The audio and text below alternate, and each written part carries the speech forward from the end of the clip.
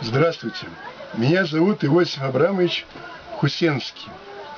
Когда-то, давно, в 70-е, 80-е годы прошлого века, я работал врачом, педиатром скорой помощи. Работая врачом-реаниматологом, мне по долгу службы приходилось в основном лечить на дому детей во время приступа бронхиальной астмы любой тяжести. Была такая реанимационно-аллергологическая педиатрическая бригада скорой помощи в рамках педиатрической подстанции скорой медицинской помощи города Ленинграда.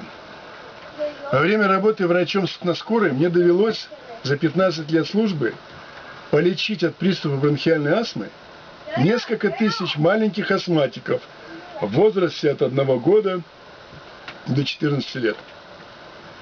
Изучение истории болезни этих детей, больных бронхиальной астмой, уже больных бронхиальной астмой, мне позволило выявить следующие закономерности.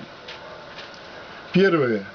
Чем позже у ребенка выявлялась болезнь, бронхиальная астма, тем тяжелее была у него сама болезнь, и тем тяжелее ему было купировать приступ удушья на дому сегодня. И тяжелые приступы удушья возникали у него довольно часто и постоянно.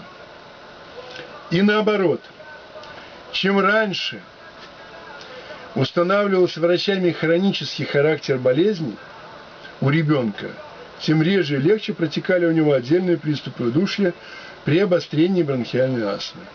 И купировать такие приступы бронхиальной астмы можно было легко и быстро, без применения каких-либо стероидных гормонов. И третье. У тех детей, которым диагноз устанавливался поздно, с опозданием на несколько лет, в их анамнезе обязательно присутствовали бронхиты или пневмонии, и несколько раз ребенок госпитализировался в инфекционный стационар. Родители, помните, избежать всяческих осложнений, неприятностей у ребенка больного бронхиальной астмой можно легко и просто, если выявить у него болезнь своевременно, на ранней стадии развития, при первом, втором, третьем приступе удушья.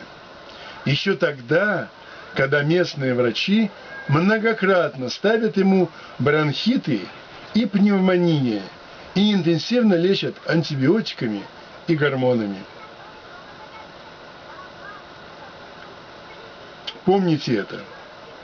И думайте всегда, когда ваш ребенок часто кашляет, нужно ли ему антибиотики, и, может быть, надо выяснить, не болеет ли ваш ребенок уже бронхиальной астмой. Удачи! Всего хорошего!